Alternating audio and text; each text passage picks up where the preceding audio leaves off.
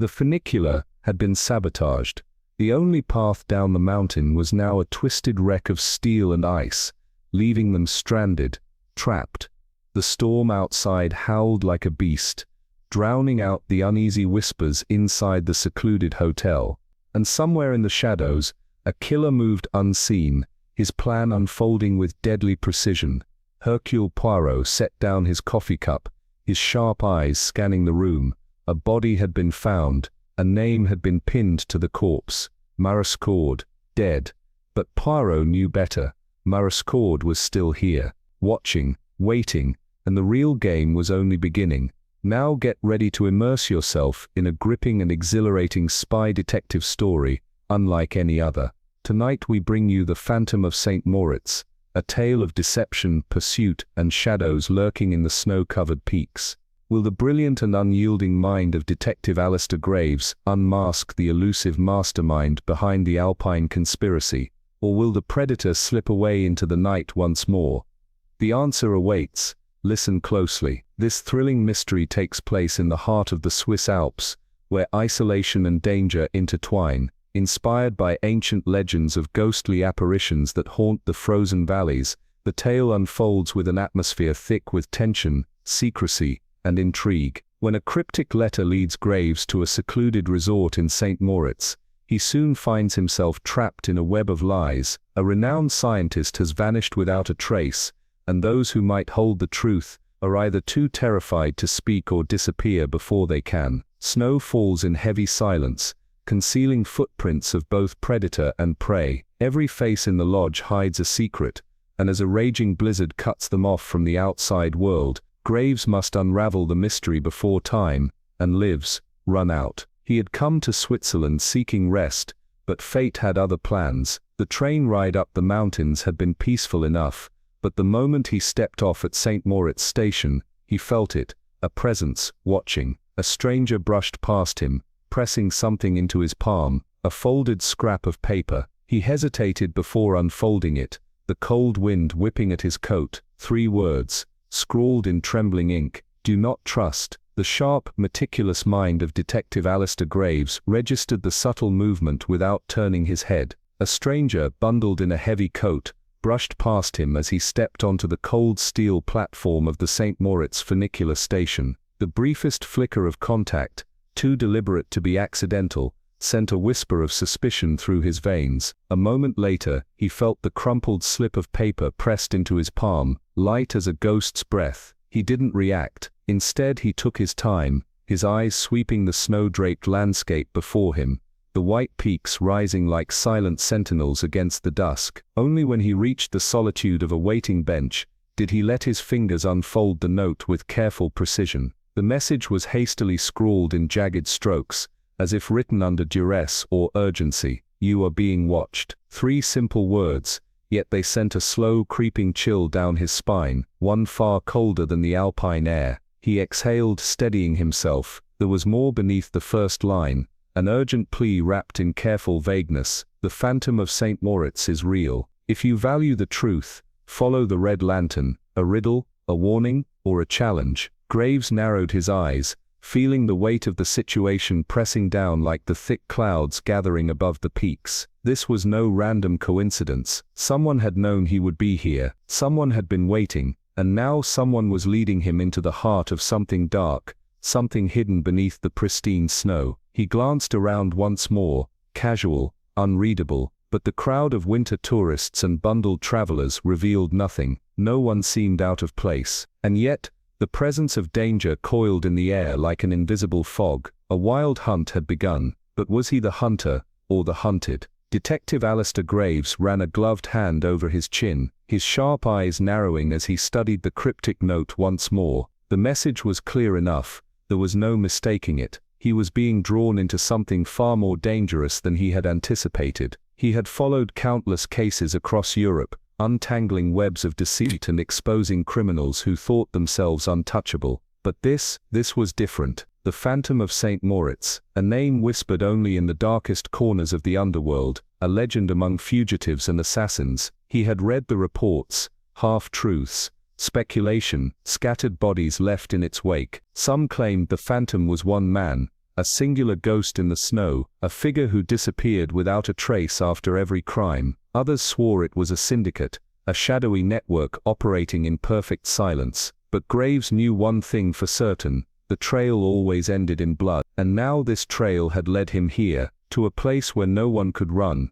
no one could hide. The Eisendorf Grand Hotel stood alone on a jagged ridge, perched high above the world, surrounded by nothing but towering cliffs and an abyss of ice. It was the perfect trap. The only way up, or down, was the funicular, a creaking relic of steel and cable that moved like a ghost through the blizzard. Once inside, no one left unnoticed. It was an odd choice for a meeting ground, and yet, perhaps that was the point. A place so isolated that even the dead could vanish without a sound. Graves sighed, exhaling a mist of cold breath. Hunting men like this was not how he had planned to spend his time. He preferred puzzles of the mind, unraveling lies from the warmth of a study, not chasing ghosts through frozen mountains. But fate, it seemed, had other plans. He let his gaze drift across the other passengers in the funicular, taking them in one by one. A woman in a velvet coat, fingers tapping against her handbag, eyes darting to the window. A man in a tailored suit,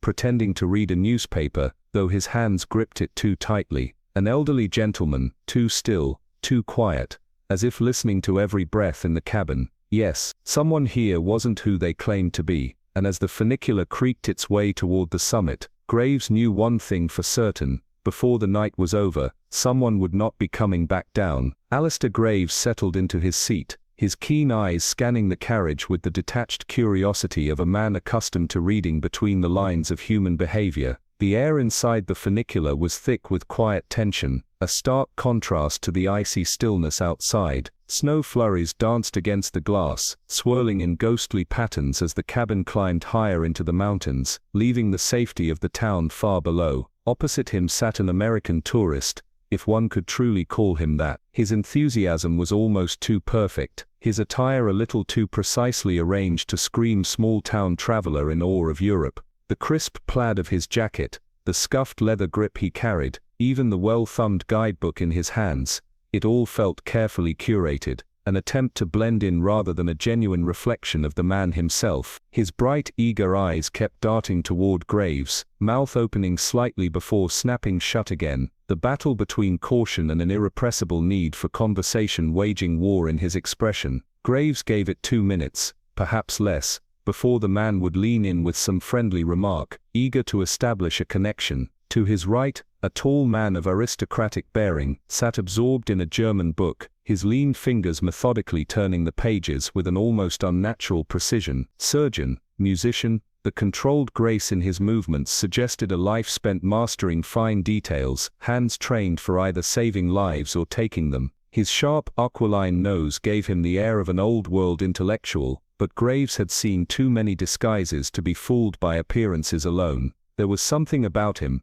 too polished, too deliberately uninterested in the other passengers. Further down the carriage, 3 men huddled together over a game of cards. They carried themselves with an unmistakable ease, their bowed legs and stiff-backed posture betraying a long familiarity with horses and racetracks. Gamblers, perhaps, or something more. Graves had seen their type before, the kind that lured in unsuspecting travelers with promises of a harmless game, always ensuring the newcomer won just enough to build confidence before their luck inevitably, and deliberately, turned. But it wasn't their presence that unsettled him, it was their choice of location. These men belonged in the smoky lounges of gambling dens, on trains bound for race courses, or lurking in the bars of transatlantic liners. Not here, not in an isolated funicular climbing into the desolation of the mountains. What business could they possibly have in a place like this? And then there was her. Seated at the farthest edge of the carriage, almost separate from the rest,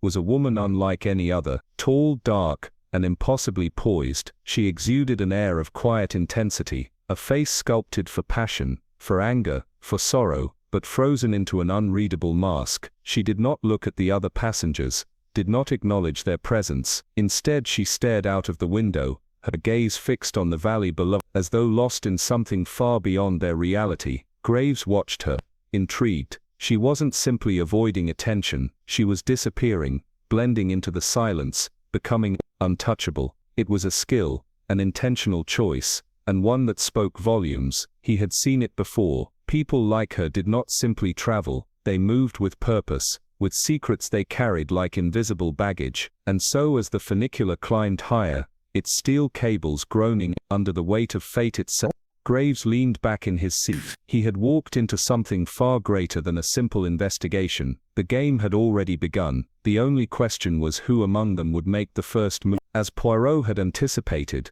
the American finally broke the silence, his affable nature unable to withstand the weight of quiet contemplation any longer. "Schwartz," he said, tipping his hat slightly in Poirot's direction. "Howard Schwartz, first time in Europe, and boy what a place." Poirot offered a polite nod, his lips curling slightly in a knowing smile. Schwartz, encouraged, leaned forward, enthusiasm brimming in his voice. "Now let me tell you, mister, I've been all over Paris, seen the sights, Notre Dame, the Louvre, even that Folies Bergère place people go on about. Overrated, if you ask me. I mean sure, it's got some history, but give me the bright lights of New York any day. The food though, now that was something. But you know what really got me? The music. Not a single cafe in that whole darn city could play decent hot jazz. Can you believe it?" He let out a good-natured chuckle, shaking his head. "But the Champs-Élysées, now that was something. Especially those fountains all lit up at night. Real pretty that was." Poirot listened, offering the occasional murmur of agreement, though his attention was divided. He found Schwartz amusing, but there were more pressing observations to be made. As the funicular continued its steady ascent, the landscape outside transformed into a stark frozen world, vast expanses of untouched white jagged peaks rising like silent sentinels. Inside the cabin, the atmosphere remained heavy with an unspoken tension, the kind that lingered when strangers were forced into close quarters with secrets too large to contain. Nobody disembarked at Les Avines, nor at Corochet. It was now evident everyone aboard was heading to the final stop, Rochers Niges, an isolated place, a peculiar destination for such a disparate group. Coincidence? Poirot did not believe in coincidence. Schwartz, oblivious to the weight of suspicion in the air, continued. "Always wanted to see the Alps up close," he went on, adjusting his coat. 10,000 feet up, that's something, huh? They say you can't even boil an egg properly at this altitude." He chuckled again, as if this was the grandest revelation of his travels. Poirot's gaze flickered toward the others. The grey-haired man with the curved nose had yet to look up from his book. Though he appeared deeply engrossed, Poirot did not miss the sharpness in his posture, the rigid stillness of a man who was too aware of his surroundings, despite his feigned indifference. A reader certainly, but perhaps also a watcher. Schwartz, unbothered by the man's cold disinterest, turned his attention to the woman at the far end of the carriage. Her beauty was striking, but it was her stillness that intrigued Poirot. She had barely moved, her posture fixed, her gaze lost in the depths of the valley below. Ever the well-meaning gentleman, Schwartz attempted to engage her. "Ma'am," he said, clearing his throat, "you got the worst seat in the house. You mind if we switch? You'll get a much better view from here." The woman did not answer. For a moment she remained as she was, statuesque, unreadable. Then slowly she turned her head, not toward Schwartz, but slightly away, withdrawing into the thick fur collar of her coat, as if retreating from the world entirely. Schwartz blinked, surprised by the reaction. He turned back to Poirot, lowering his voice. "Well, that was something," he muttered. "You know, seems kinda wrong. A lady travelin' alone like that, no one to look after her. Women, they need someone to see to things for 'em, especially in a place like this." He shook his head, casting another glance toward her. "Real shame." Poirot said nothing, only offering a small, unreadable smile, because he knew a woman traveling alone was rarely just a woman traveling alone, and in a carriage full of strangers, she might not be the only one carrying a secret. The funicular continued its ascent, climbing toward the unknown, and Poirot prepared himself. Something was coming, and it would not be long now. Hercule Poirot gave a small knowing nod. He had encountered many American women on his travels, some independent, some naive, and some with an unsettling ability to conceal secrets beneath charming smiles and fluttering eyelashes. The mysterious woman in the carriage, however, was different. There was no charm, no performance, only silence, a withdrawn detachment, that made her unreadable. Schwartz, clearly disheartened by the lack of friendliness, let out a small sigh, his expression one of quiet disappointment. He was a man who thrived on conversation, on human connection, on the simple pleasure of an amiable exchange. But here in this strange lofty place where the world felt distant, and the cold seemed to seep into one's very bones, warmth, both literal and figurative, was in short supply. The funicular came to a smooth yet final stop. As the doors opened, an icy wind rushed in, crisp and biting. Poirot stepped out, his keen eyes immediately scanning his surroundings. Rochers-Nègres was an eerie place, isolated, vast and completely cut off from the world below. The hotel stood like a lone sentinel against the snow-covered cliffs, its windows dark and reflective, as if hiding whatever lay within. They were greeted by a peculiar sight, a hotel waiter impeccably dressed in a black frock coat and gleaming patent leather shoes. The contrast was almost comical, as if a figure from a grand Parisian ballroom had been plucked from civilization and set down in this stark frozen landscape. And yet Poirot noticed something else beneath the man's polished exterior, something taut and uneasy, like a string pulled too tight. "Bienvenue, monsieur, madame," the manager said, his voice smooth, his bow precise. "I must apologize most sincerely. We are not yet fully prepared for guests. You see, it is early in the season, and we did not expect so many arrivals." His words tumbled out with well-rehearsed urbanity, but Poirot, ever perceptive, caught the faintest tremor in his voice. Was it genuine regret, or something more? The man continued,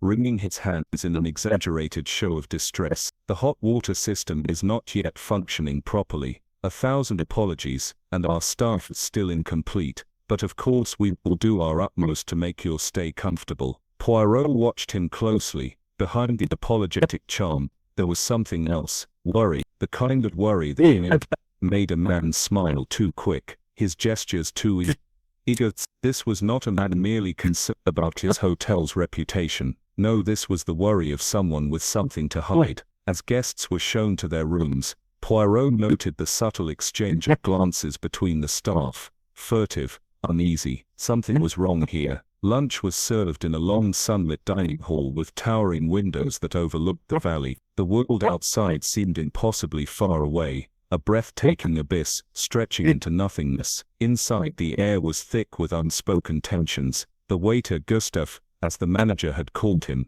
moved quickly and efficiently, the only member of staff seemingly at ease. His eyes gleamed with sharp intelligence as he darted between tables, recommending dishes, presenting the wine list with a practiced flourish. At one table, the 3 horse racing men sat together, speaking in low voices.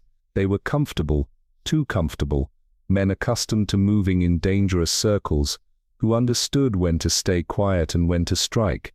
Poirot took his seat, glancing around the room. Each guest was an enigma, each expression a puzzle. Schwartz, ever friendly, attempted to make conversation, but his words drifted into the heavy silence like smoke dissipating in the cold air. And the woman, she sat alone, motionless, her face a mask, her thoughts locked away behind dark, unblinking eyes. Yes, Poirot thought, something was very wrong here, and it would not stay hidden for long. Laughter rang out across the dining hall, a sharp contrast to the quiet isolation of Rochers-Nègres. The 3 horse racing men, seated together, spoke in rapid, jovial French. Their conversation was loud, boisterous, full of inside jokes and shared memories. "Ah, Joseph, you old rascal. And what of little Denise, mon ami? And that cursed horse at our toes, sacré cochon." The whole lot of us went down with it. The banter was easy, natural, too natural. It was the kind of talk one expected in a smoky Parisian bistro, not in the cold, rarefied air of a near-empty mountain hotel. They were performing, Poirot noted, acting the part of carefree gamblers, yet somehow the setting made their presence feel jarring, almost artificial. They did not belong here. In the far corner, the woman with the striking face sat alone, as she had on the train. She had barely touched her meal. Her fingers rested lightly on the stem of her wine glass, but she did not drink. She looked at no one, spoke to no one, existing in a world separate from the rest. The dim afternoon light from the windows carved sharp angles into her face, emphasizing the frozen detachment in her expression. Poirot observed everything, quietly, methodically. After lunch he settled into a plush chair in the hotel's lounge, where the air was heavy with the scent of aged wood and cold stone. The manager, that same impeccably dressed man, approached with a cautious smile and a quiet, confidential tone. "Monsieur Poirot, I hope you will not judge our humble hotel too harshly. We are, how do you say, not at our best before the season truly begins." Poirot nodded. He had already noted the place's unpreparedness, the half-staffed service, the thinly veiled anxiety in the manager's manner. There was something strained in the man's eyes, something he did not or could not say. "The lady," the manager continued, his voice softening. "Monsieur noticed her, perhaps. She comes every year at this time, always before the season begins. It is a pilgrimage of sorts." "A pilgrimage," Poirot repeated, his gaze flickering toward the dark-haired woman. "Her husband," the manager explained. "He was a mountaineer. He died here, a tragic accident, 3 years ago. They were very devoted to each other. Since then she returns, always alone." Poirot said nothing, but the words lodged in his mind. There was grief, yes, but there was something else in that woman's manner, something frozen, something unyielding. The manager cleared his throat and moved on. "And the gentleman, Dr. Karl Lutz, a famous physician from Vienna. He comes seeking quiet, he says, rest.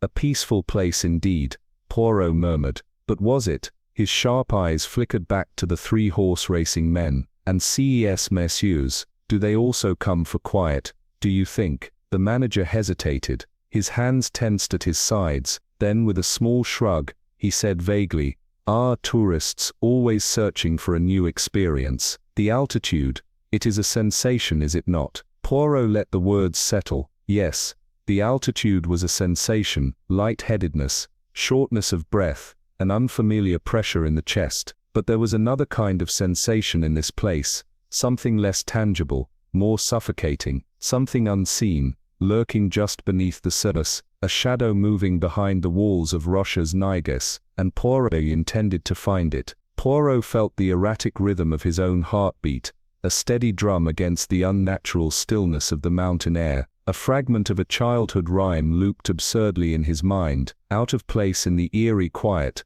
up above the world so high, like a tea tray in the sky. The words had no meaning here, yet they clung to his thoughts like a stubborn echo. The lounge was dimly lit, its heavy wooden beams and old-fashioned furniture casting long distorted shadows. The hush of the room was broken only by the distant whistle of wind outside, low, almost mournful. Then Schwartz entered, his presence like an abrupt gust of warm air. His boyish enthusiasm seemed misplaced in this brooding atmosphere, yet he crossed the room with eager steps, relief evident on his face when he spotted Poirot. "I've been talking to that doctor," he announced, dropping into the chair beside him. His voice was a shade lower than usual, as if carrying a secret. "Lutz. He speaks English, well, after a fashion. He's a Jew, one of those poor fellows forced out of Austria by the Nazis." Schwartz shook his head, his tone incredulous. "Say, I don't get those people. I mean this guy,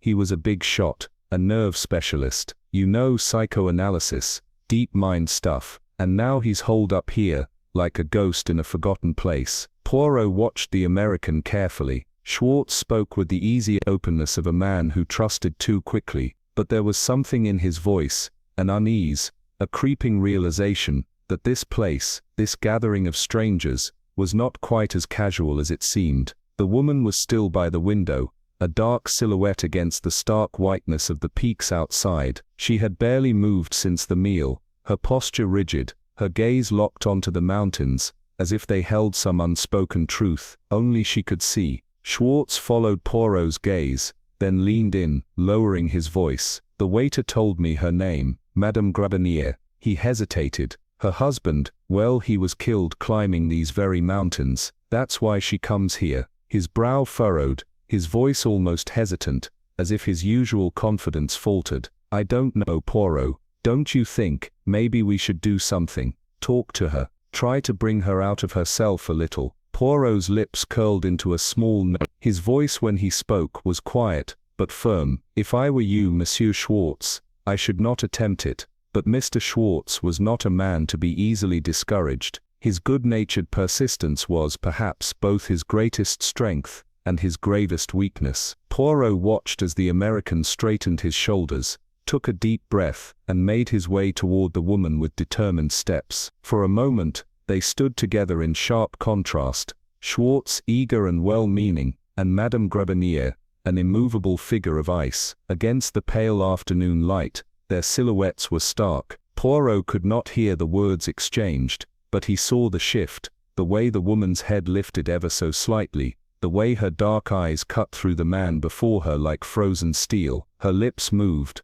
slowly, deliberately, and then without another word, she turned away. Schwartz lingered for a second, as if trying to salvage the moment, but there was nothing to salvage. He returned, shoulders slightly slumped, an embarrassed smile tugging at his lips. "Well," he muttered, rubbing the back of his neck, "that didn't go so well." Poirot merely sipped his drink, his mind already assembling the puzzle pieces around him. The doctor, the grieving widow, the horseman, the anxious hotel manager, the sense of something unseen, moving beneath the surface. There was more to this place than met the eye, and Poirot intended to uncover it. "Nothing doing." Schwartz sighed, shaking his head. He hesitated for a moment, then added wistfully, "You know, it just seems to me that we're all human beings together in this strange place. No reason we shouldn't be friendly to one another. Don't you agree, mister?" He paused, realizing something. "You know, I don't even know your name."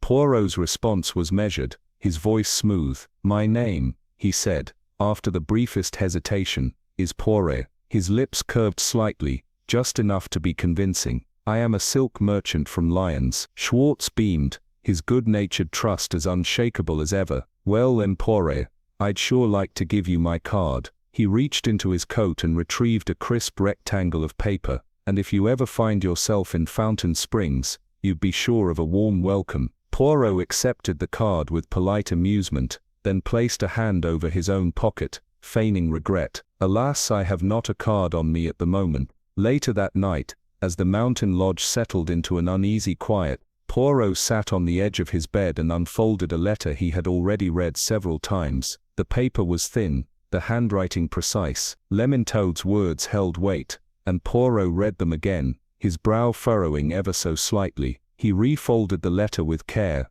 and slipped it back into his wallet. He adjusted the covers, lying back with hands crossed over his chest. Staring at the wooden beams above, he murmured to himself, "It is curious. I wonder if—" But the thought remained unfinished. The morning brought a pale ghostly light filtering through the curtains. Poirot sat up as a knock sounded at his door. Gustave, the waiter, entered with a tray of coffee and rolls, his manner as polished as ever. "Monsieur will forgive me," he said, placing the tray on the small wooden table. "The coffee is, regrettably, not as hot as one would wish. At this altitude, the water boils too soon." Poirot smiled slightly. One must accept nature's peculiarities with fortitude. Gustave inclined his head. "Monsieur is a philosopher." He turned toward the door, but instead of leaving, paused, his posture stiffened. With a single quick glance outside, he shut the door again, this time with careful precision. Poirot, ever the observer, noticed the sudden shift in his demeanor, the way his movements lost their usual grace, the way his hands tensed at his sides. Then with a lowered voice, Gustave spoke. "Miss Hercule Poirot." The name hung between them, heavy, undeniable. Poirot did not move. His eyes remained sharp, unwavering. "Yes," Gustave exhaled, the last vestiges of his role as a mere waiter slipping away. His tone was different now, steady, authoritative. "I am Drouet," he said, "Inspector of Police." Poirot's expression did not change, but there was the faintest flicker of satisfaction in his gaze. "Ah," he murmured, "I had already suspected as much." Drouet, no longer playing the part of an obedient servant, stepped closer. His voice when he spoke again was low and urgent. "Miss Poirot," he said gravely, "something terrible has happened." The air in the small room seemed to tighten, the morning's quiet suddenly fragile. Poirot reached for his coffee, but his fingers did not touch the cup. He was already considering the possibilities. There has been an accident to the funicular. Poirot sat up instantly, his mind sharpening at the urgency in Drouot's voice. His eyes narrowed. An accident, he repeated. What kind of an accident? Drouot's expression was grave. Nobody has been injured. It happened during the night. A small avalanche perhaps. Boulders and ice crashed down onto the tracks, rendering them unusable. But, he hesitated, his voice dropping slightly, it is possible that it was no accident. One cannot say for certain. The damage is severe. It will take days, perhaps longer, to repair. Until then, we are entirely cut off. A strange silence filled the room, heavier than before. Poirot swung his legs out of bed, reaching for his robe, his mind racing. Drouot continued, his voice tinged with unease. This early in the season, with the snow still thick, there is no way to communicate with the valley below. The telephone lines are fragile at best, and with last night's storm, well, they are down as well. We are alone up here, mon cher M. Poirot. Poirot's fingers stilled on his robe's buttons, his lips curved slightly. That, he murmured, is very interesting. Drouot gave a short, sharp nod. Yes, and it confirms what we feared. Our commissaire's information was correct. He exhaled.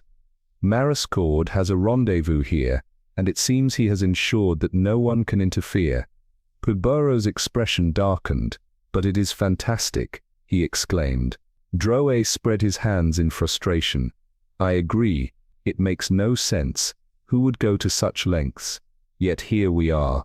His mouth twisted grimly. Mariscord is no ordinary criminal. He is a phantom, a myth, a man without a face, without a pattern. And yet, he paused, and yet he leaves carnage in his wake, every time. This is his signature too. Poirot leaned back slightly, his mind working through the implications. A man who operated in shadows, suddenly making a spectacle of his presence, a deliberate act to isolate them all, or something even more sinister. His voice, when it came, was measured. A madman, he said softly. Drouot met his gaze. A madman and a murderer, he agreed. His fingers tapped against his belt, a gesture of controlled agitation, and we are trapped with him. A chill separate from the mountain cold settled over the room. Poirot reached for his coffee, but his thoughts were far from breakfast now. Mariscord was here. The question was, who was he, and when would he strike? Poirot spoke slowly, deliberately. But if Mariscord had a rendezvous here, in this desolate place, high above the world, where the air is thin and the silence is thick as snow, then it also follows that he is already among us. The moment the funicular was cut off, escape became impossible. Communications are severed. We are stranded. Inspector Drouot met his gaze, his expression somber. I know, he said simply.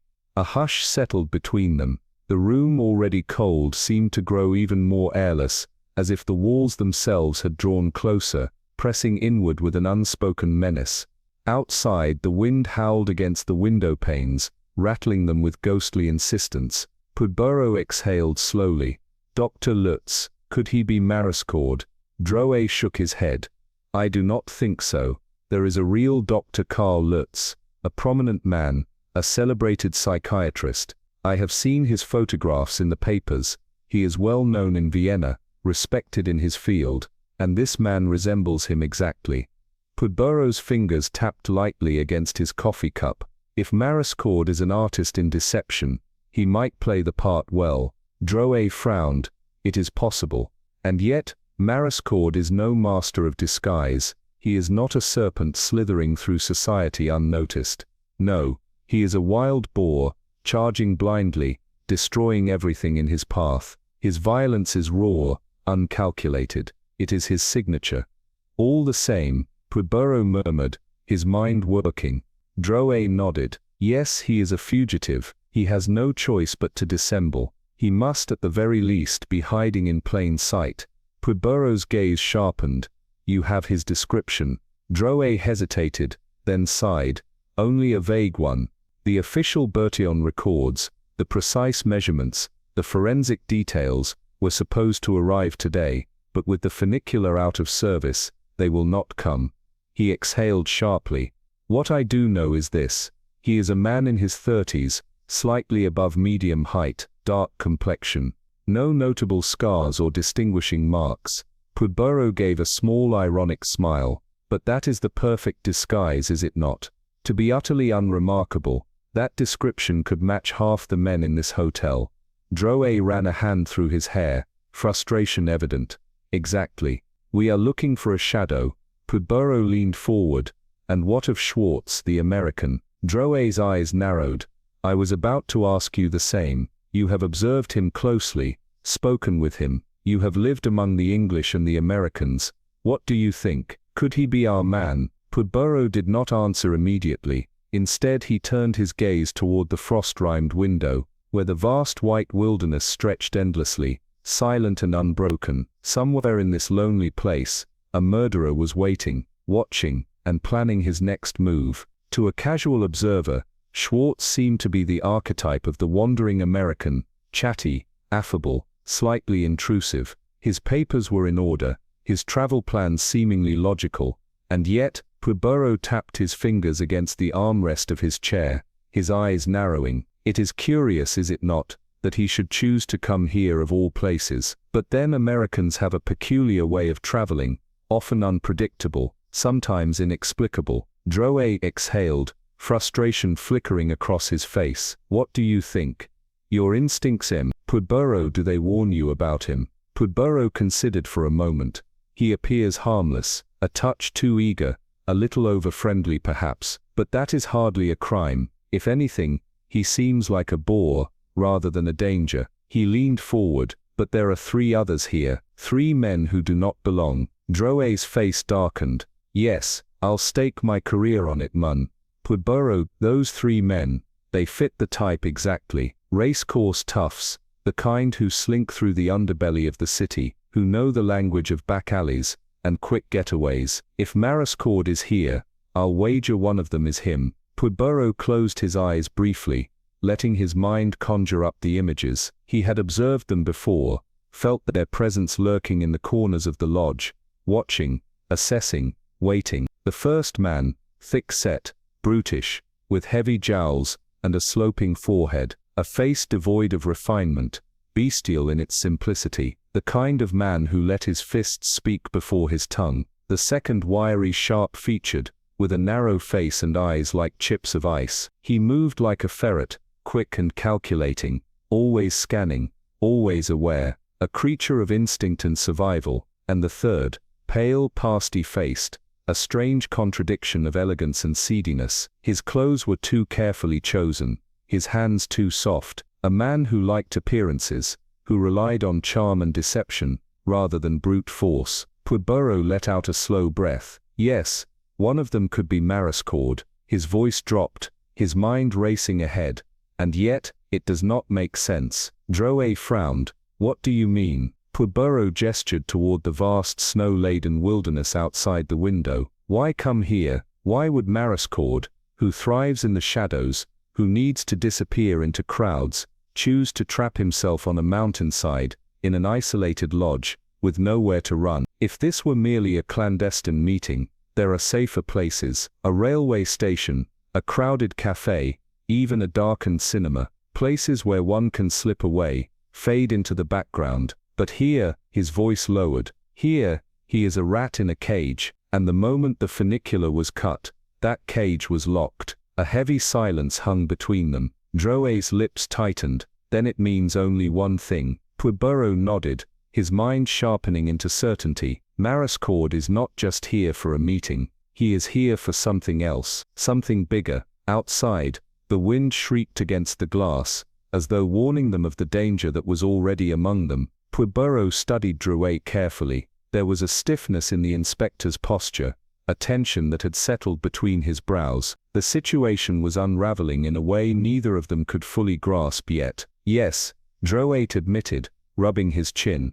It does not make sense. If those 3 men are indeed part of Mariscord's gang, then why travel together? Why risk such exposure? Pudborough interlaced his fingers, his voice measured. That is what troubles me. A criminal of Mariscord's stature, dangerous, elusive, ruthless, would never make such a foolish mistake. And if it is not a mere rendezvous, then we must consider another possibility. He met Drouet's eyes, that these men are here to meet Mariscord, which means Drouet finished the thought grimly. Mariscord is already here. Silence. The wind howled outside, rattling the thin panes of the lodge's windows. The isolation of their situation pressed in on them, the weight of the mountains and snow turning their retreat into a prison. Poudbourreau. Then we must ask the most pressing question, who among us is Mariscord? Drouet's jaw tightened. The guests, we have accounted for them. Suspicious, yes, but none with a clear identity as the man himself. Poudbourreau's voice dropped.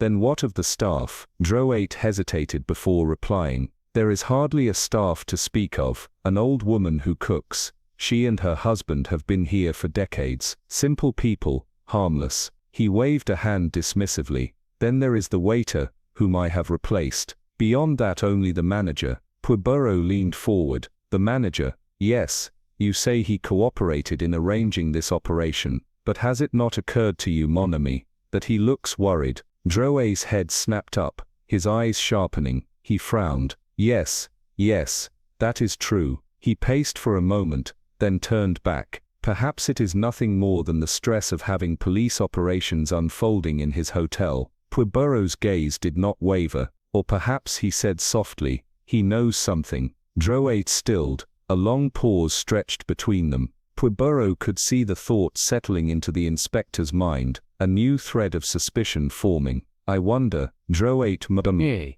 His voice had dropped, the weight of realization thick in it. Could we get it out of him? Poudbourreau shook his head slightly. No, not directly. If he is hiding something, he will not admit it under pressure. No, mon ami, we must be cautious. We must watch him. Observe what he does when he believes himself unobserved. Drouet exhaled, his expression dark. And if he is involved? Poudbourreau's lips curled into a faint, unreadable smile. Then, mon cher Drouet, we are already standing on dangerous ground. The wind shrieked outside. Somewhere in the distance, a loose shutter banged against the wooden walls of the lodge. The two men sat in the dim light, knowing now with certainty that Mariscord was among them. The question was not just who, but when he would strike. Drouet hesitated, his hand resting on the door handle. There was something uneasy in his stance, as though he wanted to say more, but was weighing his words. You have no suggestions in Poudbourreau. His voice was lower now, almost hesitant. I know your reputation. We have heard of you in this country of ours. Poudbourreau tapped his fingers against the wooden table, his expression troubled. For the moment, I can suggest nothing. It is not the facts that elude me, mon ami, but the reason, the motive behind this rendezvous. Why here? Why now? It is not only a question of who, but why. Drouet's reply was swift, almost automatic. Money. Poudbourreau's gaze sharpened. Then Sally was robbed as well as murdered. Yes, Drouet confirmed grimly. He carried a very large sum of money, money that has now vanished. Poudbourreau leaned back, fingers pressed together in contemplation. And you believe this rendezvous is for the division of the spoils? Drouet gave a curt nod. It is the most obvious explanation. Poudbourreau exhaled, shaking his head, his dissatisfaction clear. Yes, but again, I ask why here? It is the worst place possible for a meeting between criminals. This place, with its isolation, its treacherous heights, its singular exit, is a trap. A sensible man would choose a café in Paris,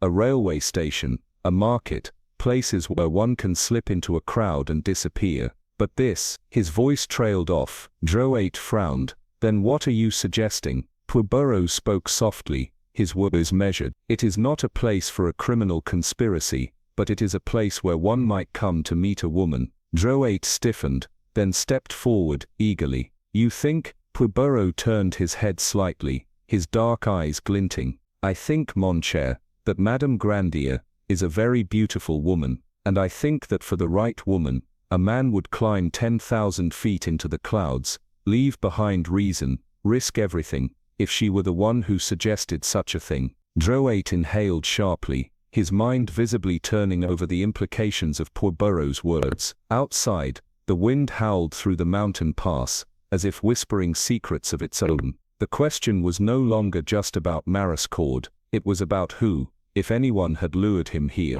and why. You know, Drouet said thoughtfully, rubbing his chin. That's interesting. I never thought of her in connection with the case. After all, she's been coming here for years, always at the same time, always alone. Poirot's eyes gleamed.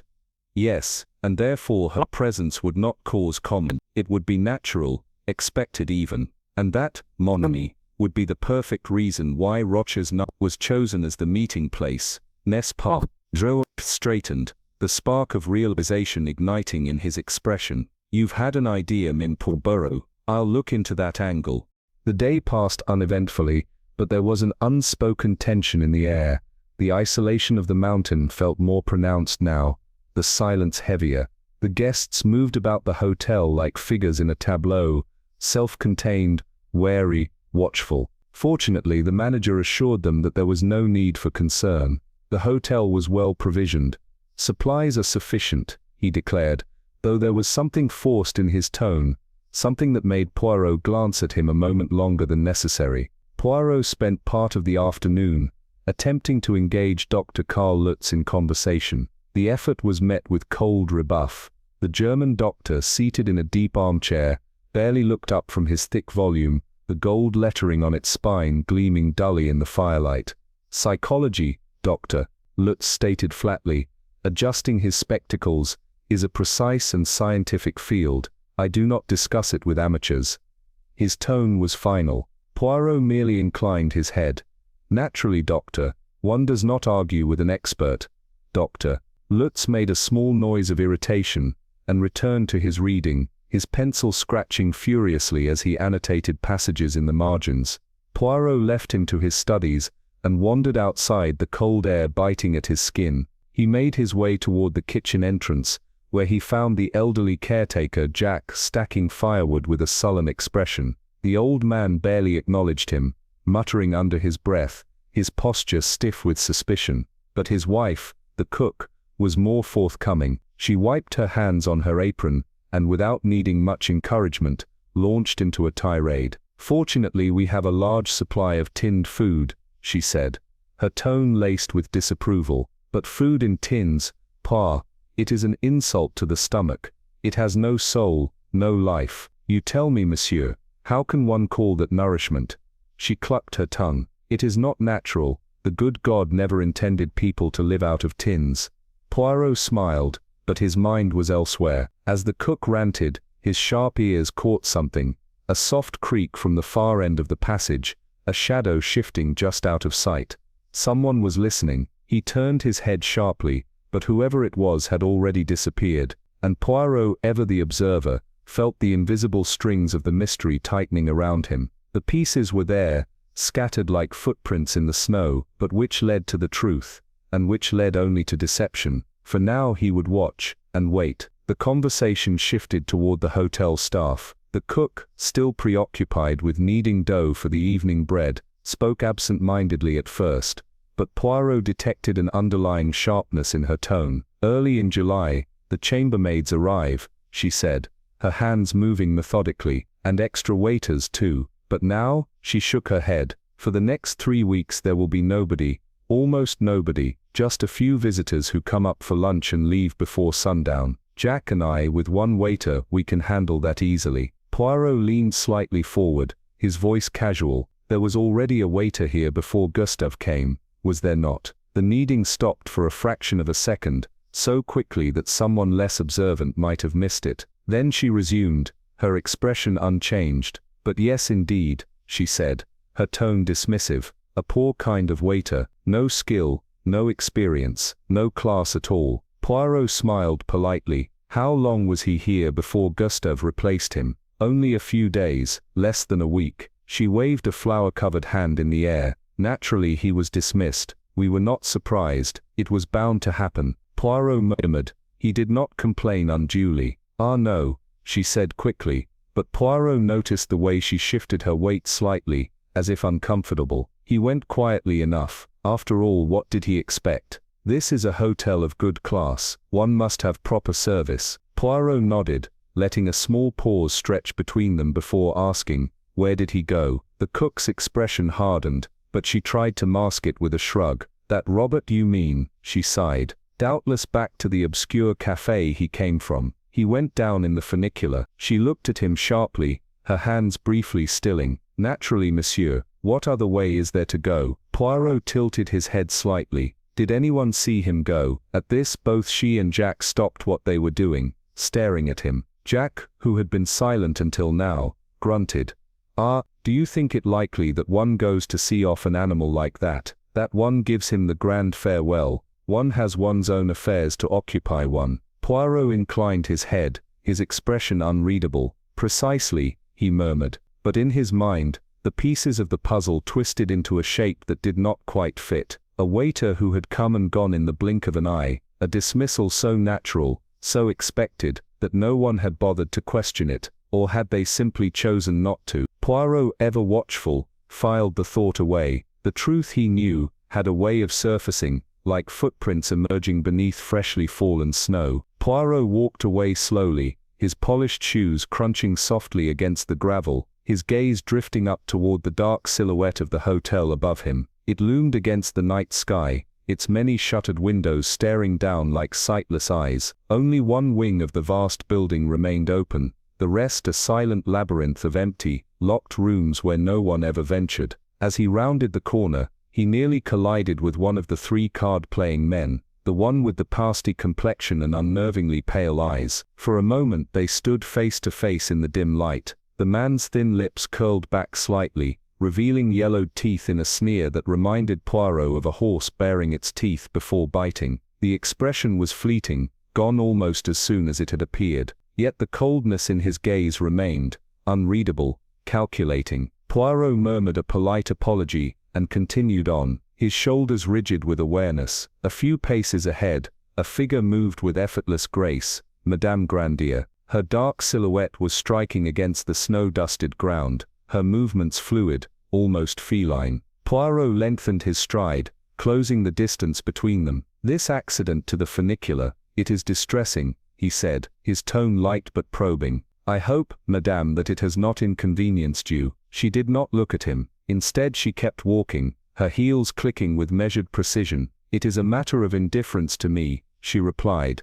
her contralto voice rich and smooth, yet utterly devoid of warmth. Without another word, she veered sharply, slipping through a small side door and vanishing into the shadows of the hotel. Poirot paused, watching the door close behind her, his mind turning over the brief encounter. Her indifference, was it real, or was it merely a well-crafted mask? That night, Poirot retired early, but his sleep was uneasy, his thoughts restless, and then something, a sound, a soft, almost imperceptible scrape against the lock. Poirot's eyes flew open. Instinctively he reached for the lamp on the nightstand, and flicked it on. At that exact moment, the lock gave way with a quiet click, and the door swung open. Three figures stood in the threshold, the card-playing men. They reeked of alcohol and bad intentions, their eyes bleary yet sharp with menace. The thick-set man stepped forward first, his expression twisted with drunken arrogance. Poirot noticed the glint of something in his hand, a razor blade, catching the dim glow of the lamp. Sacred pig of a detective, the man snarled, his accent thick, his voice a low growl of contempt. Then, with sudden violent energy, he spat out a string of obscenities. Poirot remained still, his mind racing, his pulse steady. The second man, the one with the narrow rat-like face, grinned, his teeth bared like a scavenger about to feast. We'll carve him up, boys, he sneered. Little horses, let's see what Monsieur Detective looks like with a few new smiles. The pasty-faced man said nothing. He only stepped forward, silent, watching. Poirot did not move. He merely observed, 3 against 1, a razor blade gleaming in the dim light, the scent of whiskey, sweat and malice hanging thick in the air. His heartbeat remained steady. Because Hercule Poirot had been expecting them, they came forward, steady, deliberate, the razor blades flashing under the dim light. Their movements were slow but confident, like predators closing in on their wounded prey. Poirot remained still, his back straight against the headboard, his sharp eyes darting between them. He was calculating, waiting. The thick-set man sneered, raising his blade. No last words, little detective. Poirot remained silent, his fingers twitched slightly at the edge of his blanket. He was ready to act, but then something unexpected happened. A sharp, commanding voice cut through the tension. Stick 'em up, The three men froze. Poirot saw it in their faces, the brief flicker of hesitation, the scramble to process what they had just heard. They turned sharply toward the doorway. There, standing tall in the dim corridor light, was Schwartz, his stance relaxed yet steady, his face set in an almost comical mixture of confidence and amusement. He was dressed in the most outrageous pair of striped pajamas Poirot had ever seen, a striking contrast to the deadly seriousness of the moment, but in his hand, gleaming with unmistakable authority, was an automatic pistol. "Stick 'em up, boys," Schwartz repeated, his voice carrying an easy confidence. "And I do it quick, I'm real good at shooting." The men hesitated, but only for a second. Schwartz squeezed the trigger, a shot rang out, the bullet zipped through the air, missing the big man's ear by a fraction and embedding itself deep into the wooden window frame. The sharp scent of gunpowder filled the room. The effect was immediate. 3 pairs of hands shot up into the air, razor blades forgotten, their faces suddenly stripped of bravado. Schwartz smirked. "That's more like it." Then, without taking his eyes off them, he tilted his head toward Poirot. "Can I trouble you, Mem Poirot?" Poirot was out of bed in an instant. Moving swiftly, he retrieved the gleaming blades from the floor and frisked each of the men with clinical efficiency, ensuring they carried no other weapons. They did not resist. The fight had drained from them, replaced by the raw realization that they had underestimated their targets. Schwartz, still grinning, motioned down the hall. "All right, boys, time for a little walk. There's a lovely cupboard down the corridor, no windows, just the thing for guests like you." He herded them forward, his gun steady, his voice thick with satisfaction. Poirot followed, watching as the 3 men shuffled reluctantly toward their temporary prison. Schwartz opened the heavy wooden door, gesturing grandly. "After you, gentlemen." They stepped inside, their movements slow and sullen. Schwartz wasted no time. He slammed the door shut and twisted the key in the lock. The satisfying click echoed in the silent hallway. He turned back toward Poirot, his chest puffed up with pride, his voice breaking with excitement. "Well, if that don't just take the cake. You know him, Poirot back home. Ooh. In Fountain Springs, folks laughed when I said I was bringing a gun abroad. What do you think you're doing? They asked me, heading into the jungle. Well, sir, I'd say the joke's on them. Did you ever see such an ugly bunch of crooks?" Poirot smiled faintly, adjusting the lapels of his dressing gown. "My dear Mr. Schwartz, you arrived at precisely the right moment, a moment later," and he gave a small shrug. "Well, let us say the outcome might not have been so pleasant." Schwartz waved a dismissive hand. "Ah, that's nothing. But where do we go from here? We can't exactly waltz into the local police station, not with the funicular out of order, and I don't suppose we can just leave 'em locked up forever." He paused, rubbing his chin. "Maybe we ought to bring the manager in on this?" Poirot's eyes twinkled. "Ah, the manager. Yes, perhaps, but first I believe we should consult someone far more interesting. The waiter Gustus." Schwartz blinked. "The waiter?" Poirot nodded. "Yes, or as he is better known, Inspector Drouet." Schwartz's jaw dropped. "Well, I'll be damned. So that's what this was all about?" Poirot's face darkened, the moment of lightness fading. "Indeed, mon ami, they attacked me second, because they had already dealt with Inspector Drouet first." Schwartz stiffened, the realization settling in. "You mean?" Poirot's voice was quiet but firm. "Yes, they carved him up before they came for me." For a moment neither man spoke. The hotel corridor seemed colder, the walls pressing in. Outside the wind howled, rattling against the windows. Somewhere deep within the locked cupboard, 3 men sat in the dark, knowing their luck had run out. But the real question remained. Who had sent them, and why? Poirot adjusted his dressing gown once more, his mind already racing ahead to the answers that had yet to be uncovered. The night was far from over. What? "Come with me. The doc's working on him now." Schwartz followed Poirot swiftly through the dimly lit corridor, the air thick with the scent of old wood, and something metallic, something that reminded him of rust, or perhaps blood. Their footsteps echoed against the walls as they climbed the winding staircase leading to the top floor. Drouet's room was small, tucked away in a quiet corner of the hotel's uppermost level. Inside, the air was heavy with the scent of antiseptic.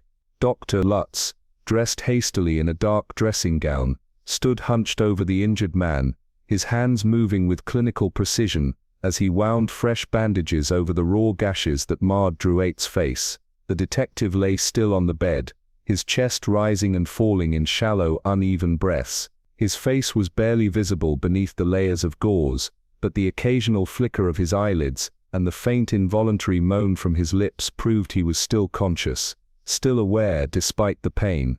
Dr. Lutz turned sharply as Poirot and Schwartz entered. His face was grim, his eyes flashing with quiet fury.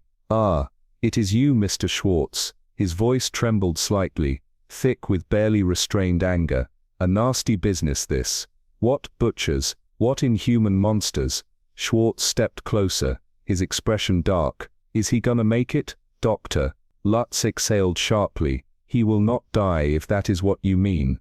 He tied off the final bandage with quick efficiency, but he must not speak. No strain, no excitement. "The wounds are deep, but I have treated them properly. There will be no infection, no septicemia." Schwartz exchanged a glance with Poirot, then exhaled through his nose, shaking his head.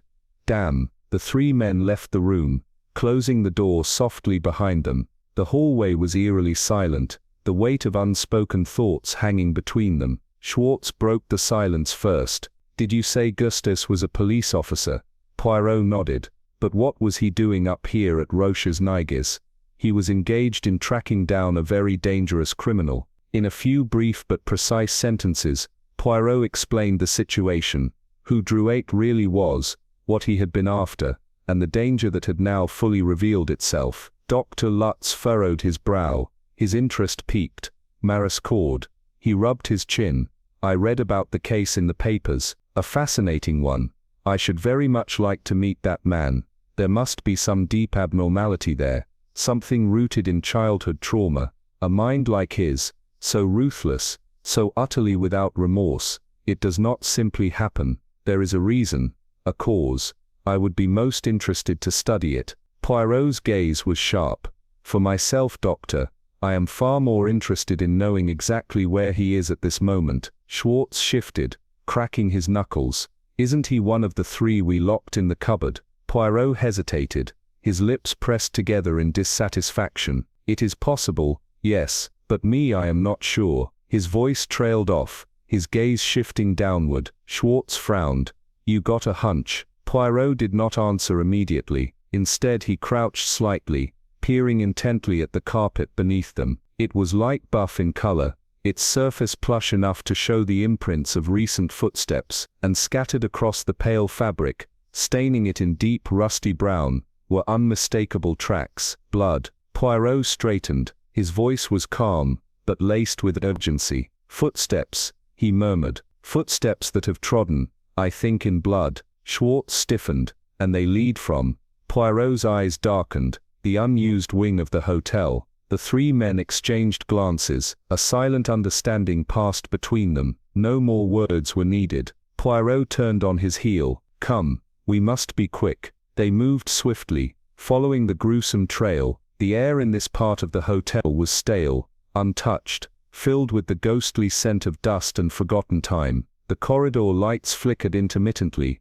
casting long shifting shadows against the walls. Their footsteps were hushed, their breaths tight with tension. As they rounded a corner, the blood-stained tracks guided them to a half-open doorway. Beyond it the darkness waited. Something, or someone, was inside, and the hunt for Mariscord was far from over. Poirot pushed the door open, his heart pounding against his ribs. The hinges groaned, the sound unnaturally loud in the thick silence. He stepped inside, then stopped abruptly, his breath catching in his throat. A sharp, horrified exclamation escaped his lips. The room was small and sparsely furnished, its atmosphere suffocatingly stale. The bed against the far wall was unmade, the sheets rumpled as if someone had left it in a hurry. A tray of food sat untouched on the table, the soup long gone cold, a film forming over its surface. The air carried the mingled scents of stale bread, sweat, and something far more acrid,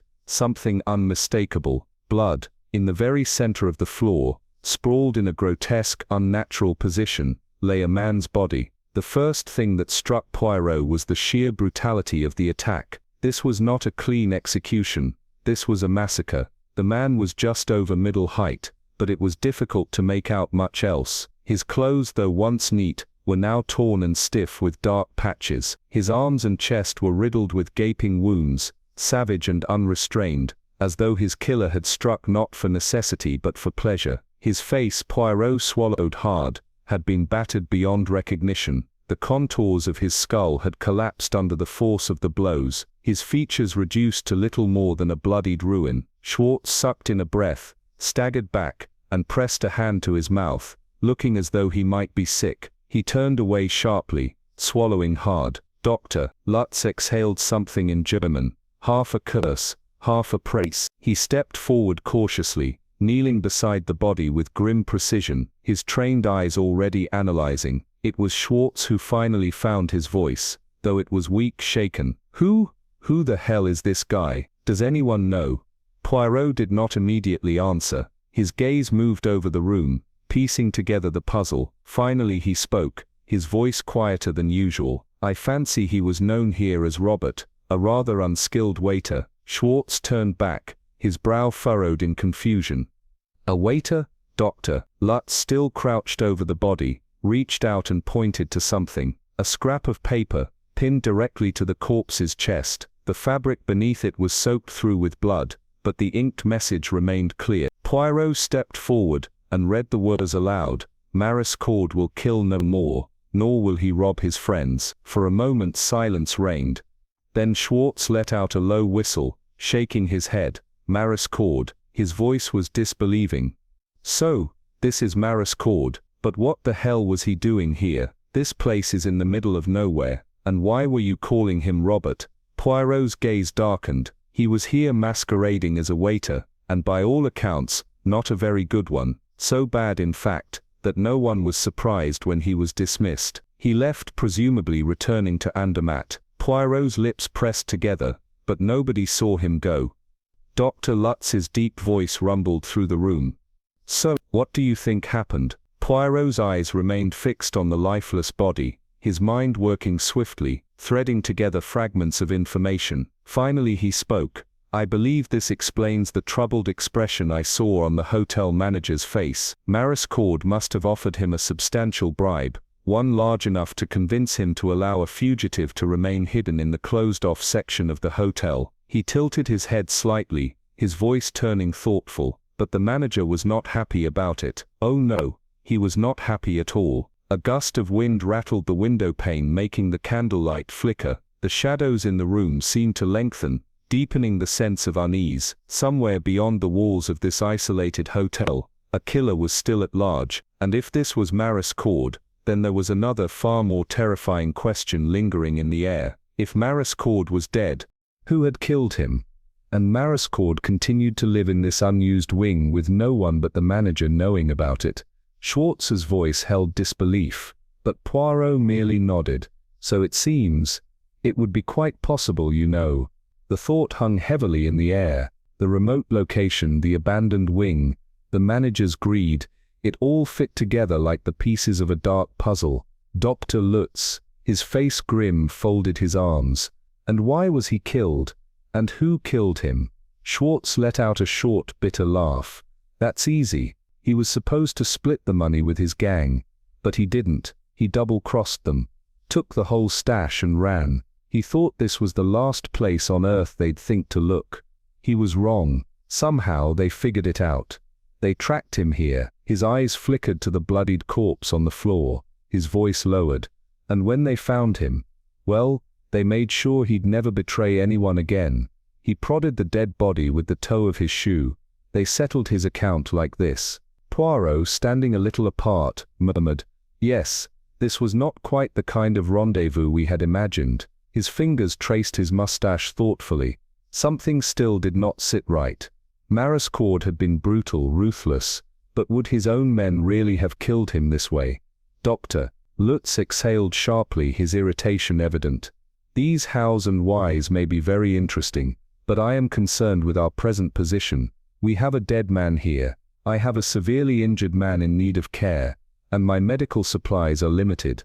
And to make matters worse, we are completely cut off from the outside world. For how long? Schwartz gave a dry chuckle.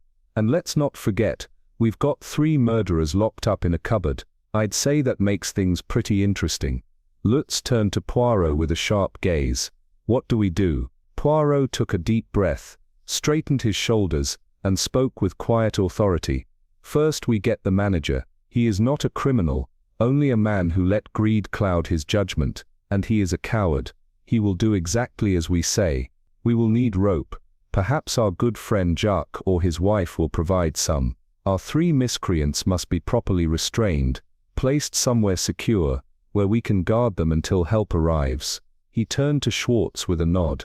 And I believe, my dear friend, that your automatic pistol will prove useful in ensuring they remain well behaved. Dr. Lutz sighed, rubbing his temples. And I? What do I do? Poirot met his gaze solemnly. You, doctor, will do everything in your power for your patient. The rest of us, we will employ ceaseless vigilance, and we will wait. There is nothing else we can do. The waiting stretched into 3 long, grueling days. The mountain air grew colder. The isolation pressed down on them like a suffocating blanket. Shadows seemed longer, every sound sharper. The 3 captives, bound and under constant watch, barely spoke. The manager, terrified and submissive, did everything Poirot asked. Dr. Lutz worked tirelessly to keep his patient stable, but the supplies were running low, and then in the early hours of the morning on the 3rd day, salvation arrived. A small party of men emerged from the snowy pass leading to the hotel, their footsteps crunching on the frost-covered ground. Poirot, already dressed and waiting, strode to the front door and threw it open with a flourish. Welcome, mon vieux. A burly man at the front of the group let out a relieved breath before striding forward. Ah, my friend. He grasped Poirot's hands in both of his, shaking them with great enthusiasm. With what emotion I greet you, what stupendous events, what terrible dangers you have passed through, and we down below, helpless, our anxiety, our fear, knowing nothing, fearing everything, no wireless, no communication, nothing but silence. Poirot allowed himself a small smile. Ah, my dear Monsieur Lementeau, it is always the way, is it not? When the inventions of man fail, one must rely on nature. He tilted his head. There is always the sun in the sky. Lementeau let out a short laugh. Yes, the heliograph, quite the stroke of genius on your part. We received your signal just in time. The group filed into the hotel, their boots leaving damp trails on the wooden floors as warmth enveloped them. The commissioner's expression hardened slightly as he surveyed the room. We are not expected. His voice carried a quiet amusement, but beneath it there was steel. Poirot's smile was equally knowing. But no, my friend, it is believed that the funicular is not nearly repaired yet. There was a pause, heavy with implication. The funicular would in fact be arriving very soon, and with it justice. Lementeau's voice carried a tremor of emotion as he stepped forward, his eyes fixed on Poirot. Ah, this is a great day. There is no doubt, you think. It is really Marescaude. Poirot's expression was unreadable, his sharp gaze flickering over the commissioner's face. It is Marescaude, all right. Come with me. They moved swiftly, boots thudding against the wooden floors as they climbed the stairs. As they reached the landing, a door swung open, and Schwartz emerged still in his dressing gown. He blinked at the sight of the men, confusion evident in his bleary eyes. I heard voices, he mumbled, rubbing a hand over his face. Why, what's this? Poirot turned with a flourish, his voice grand. Help has arrived, monsieur. Accompany us. This is a great moment. Schwartz frowned but followed as they ascended. Are you going up to Drouet? How is he, by the way? Poirot did not break stride. Dr. Lutz reported him doing well last night. The hallway was silent, save for their footsteps. Poirot reached a door at the end of the corridor and without hesitation, threw it open. His voice rang with authority. Here is your wild boar, gentlemen. Take him alive, and see to it that he does not cheat the guillotine. The figure in the bed started, his bandaged face twisting in shock, but before he could move, the officers lunged forward, gripping his arms with iron hands. A strangled cry escaped his lips. Schwartz staggered back. His face was pale, his voice barely above a whisper. But that's Gustave, the waiter, that's Inspector Drouet. Poirot's gaze darkened. It is Gustave. Yes, but it is not Drouet. The real Drouet was the first waiter, the one called Robert, the man Mariscord, killed the same night I was attacked. Silence fell, thick and heavy. The realization rippled through the room, like a slow-moving storm. Later, over breakfast, Poirot leaned forward, his voice gentle but firm as he explained to the bewildered American, "You see, monsieur, in my profession, there are certain things one knows with absolute certainty. One of them is the difference between a detective and a murderer." Schwartz swallowed hard, still processing the events of the night. Poirot continued, his fingers tapping lightly against the table. "Gustave was no waiter, that much I suspected at once, but he was also no policeman. I have dealt with policemen all my life, and I know the breed well. He could pass as a detective to an outsider, but not to someone who was a real officer of the law." He smiled faintly, eyes glinting, "And so I was suspicious. That evening, I did not drink my coffee. I poured it away, and I was wise to do so. Late that night, someone entered my room, someone who believed I was drugged. He searched my belongings,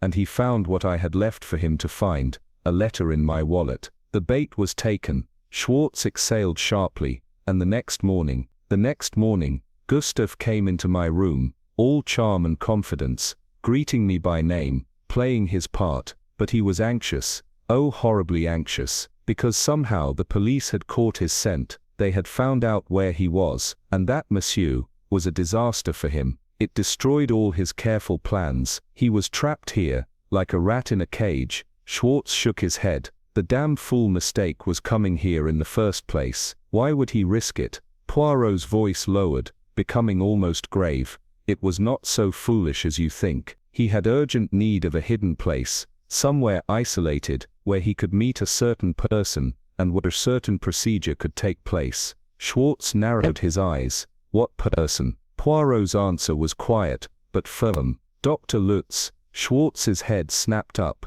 "Lutz, the doctor, he's a crook too." Poirot raised a hand. "Dr. Lutz is indeed Dr. Lutz, but he is not what he claimed to be. He is not a nerve specialist, not a psychoanalyst. He is a surgeon, monsieur, a surgeon who specializes in facial reconstruction." A stunned silence filled the room. Poirot leaned back in his chair, speaking as though unraveling a final, inescapable truth. "That is why he was here. He is a man fallen from grace, turned out of his country, his reputation in ruins, but he was still a master of his craft. He was offered a fortune to come to this secluded place, and change a man's face, to erase his past, to give him a new identity. Did he know Mariscord was a criminal? Perhaps, perhaps not. But if he did, he chose to close his eyes to the truth." Schwartz's fingers curled into a fist. "They could have done this anywhere. Why here?" Poirot sighed. "Because they could not risk a proper medical facility, no nursing home,